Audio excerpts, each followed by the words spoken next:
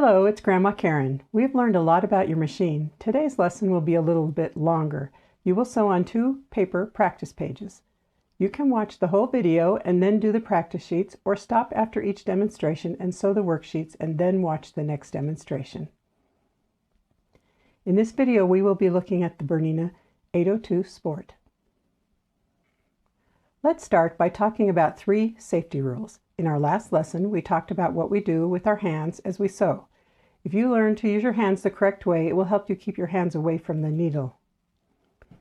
Rule 1. Listen to your mentor as he or she corrects your hand placement while you sew on worksheets. It will help you stay safe. The second safety rule is do not look up while your foot is on the foot pedal. If you look up when someone calls your name, you must take your foot off the foot pedal. If you look up from sewing to answer someone, to look at the TV or look at the clock, take your foot off the foot control.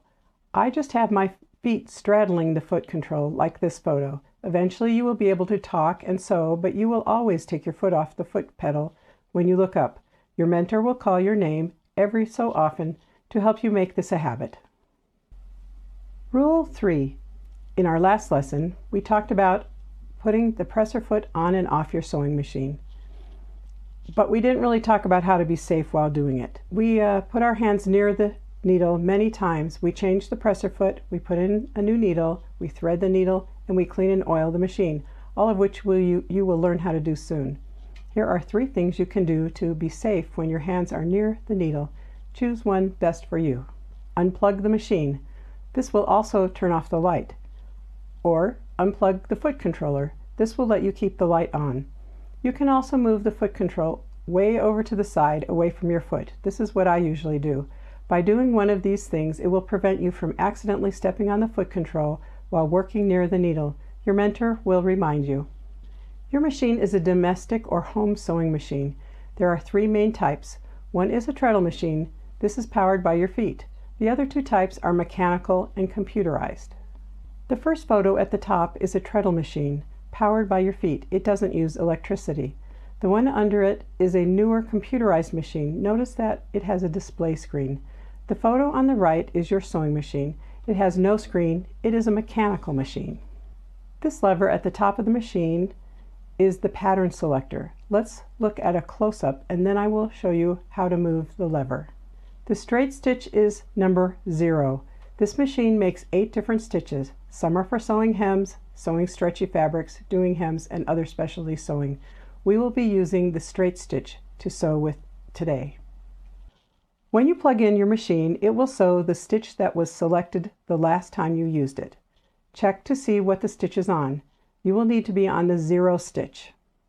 If you're right-handed, you will put your whole hand on the top of the machine like this. And then with your thumb, you're going to pull this lever over to the right, and you're going to push until it's on the stitch that you want. Now to go back to the straight stitch, we're going to put our thumb right there, push it over to the side, and then go all the way back and release it, and it will be back on the 0 stitch.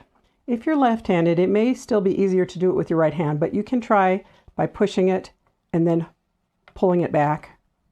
It's a little bit awkward for me because I'm not left-handed, but that might work for you. You might have to experiment if you're left-handed. This dial on the front of your machine is actually 2 dials. The outer ring is the stitch width dial. To do a straight stitch, the stitch width dial needs to be pointing to the number 0. Your machine allows you to also change the needle position. This inner dial right here is the needle position. The dial puts the needle in the center of the presser foot, and it puts it into 2 different positions on the right and 2 on the left. Here is a close-up of these 2 dials. The yellow arrow points to the outer ring. It is the stitch width knob. It needs to be pointing to the 0 to do a straight stitch. The blue arrow points to the needle position dial. As you turn this dial, the needle will go right or left. It needs to be in the center position for our sewing today. The first photo shows the needle lined up with the center line of the presser foot. The other 2 photos show the needle at the far right and the far left positions. Your machine's needle position will be in the position it was in when you last used your sewing machine. If you change it, be sure to put it back to the center position before we start sewing. This is the stitch length dial. The stitch length knob is like a screw. You twist it to make the stitches smaller or larger. Your stitches go from 0 to 4 in length.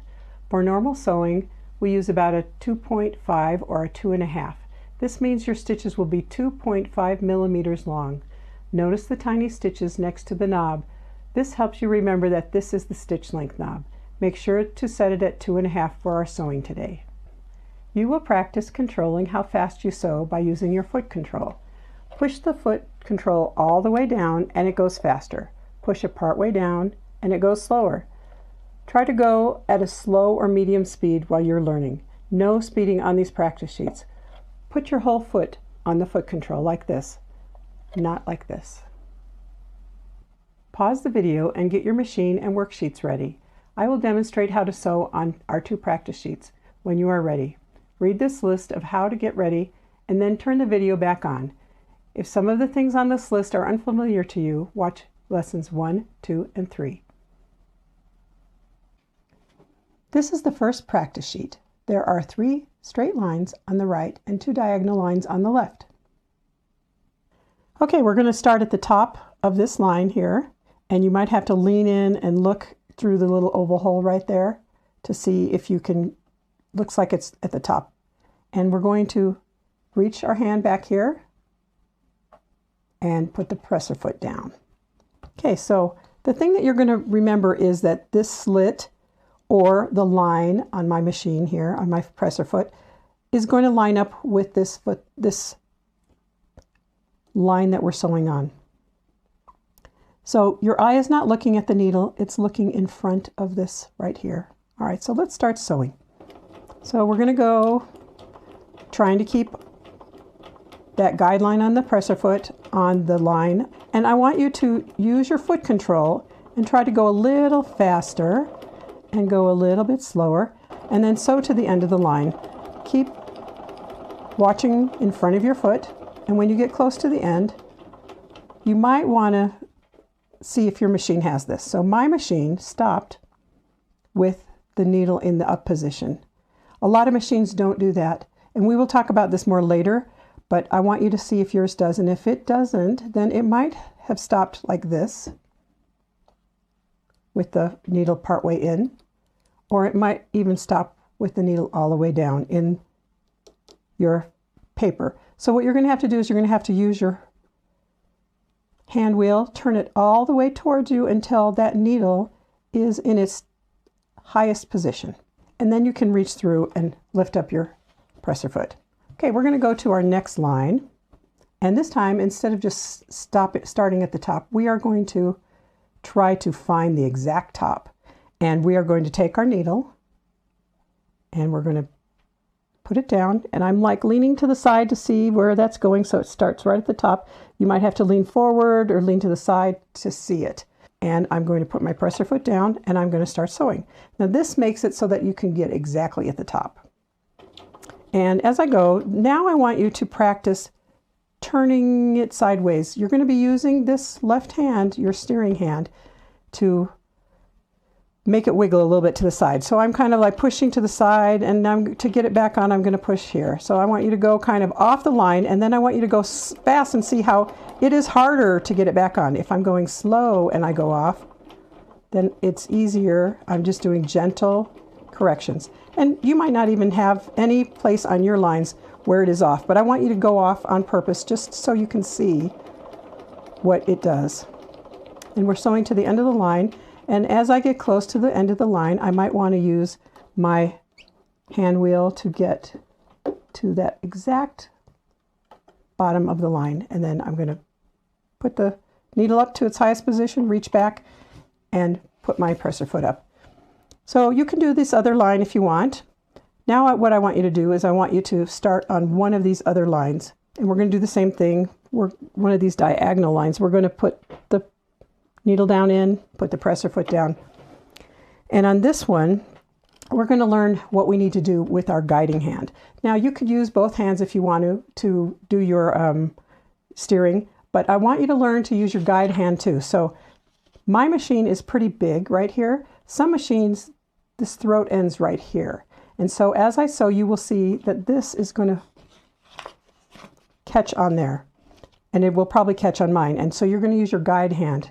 So I'm sewing on here, and you can sew fast or slow, however you want. And then I'm going to go like this with my guide hand. See how I'm holding it up like that, so that it doesn't catch on the side of your machine and stop your paper from going through the machine.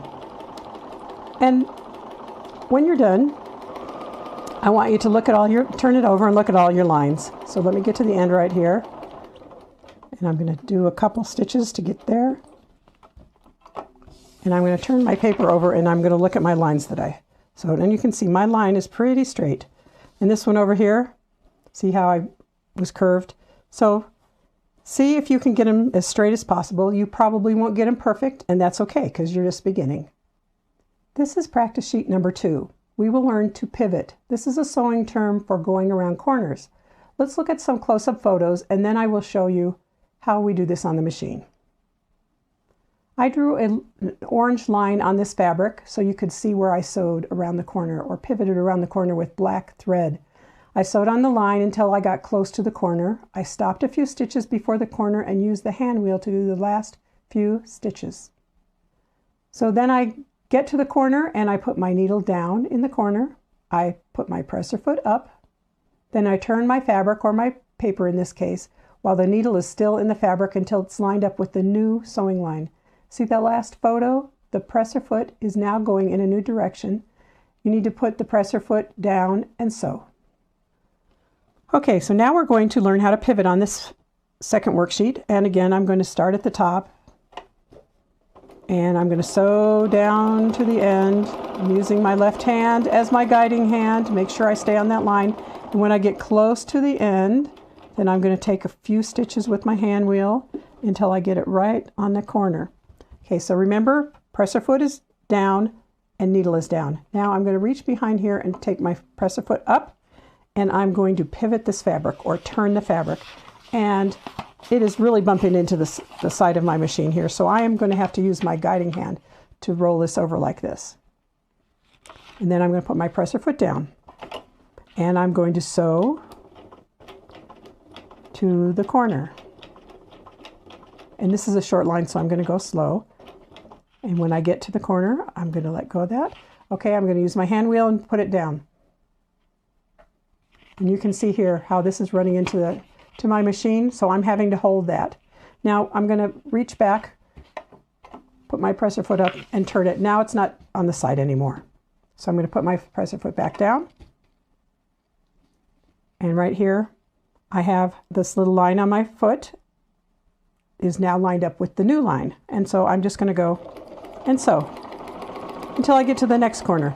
I'm not going to show you all the corners, but when you get to this pointy corner, you will have to, it'll be a little bit harder for you, the pointy corners. So just try to go around the whole maze, and then when you're done, turn it over and see how well you did on your corners. And ask your mentor for help figuring out how to do it better. I hope that was fun for you. I love sewing, and I hope you will too. Your homework is to do a little review. Tell your mentor, your teacher, or relative the following things. Stop the video on the homework slide or take a photo.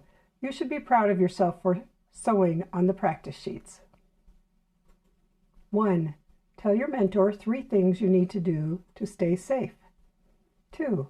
How do you put the needle in the center position? 3. How do you change the stitch length? 4. How do you select the straight stitch? 5. Where do your eyes look when you sew on a line? 6. How do you more accurately start and stop at the beginning and end of a line? 7. How do you pivot on a corner? What do you do with the presser foot, the hand wheel, and the needle? 8. Sew on the 2 practice sheets if you already haven't. In our next lesson, we will sew on 2 more practice sheets. We will practice sewing on curves, and we will try our different stitch lengths. See you next time. Now here's a note for the mentor. Call their name sometime while practicing. Remind them to take their foot off the pedal when they look up. Correct their use of hands. Left hand guides, right hand straightens. Start slow. Let them do the first row on each practice sheet on their own. Gradually add corrections. Help them remember to use the hand wheel to start and stop sewing in the correct place. Encourage accuracy in pivoting. praise them. Don't demand perfection. Print out more pages if they need more practice. Thank you for helping someone learn to sew.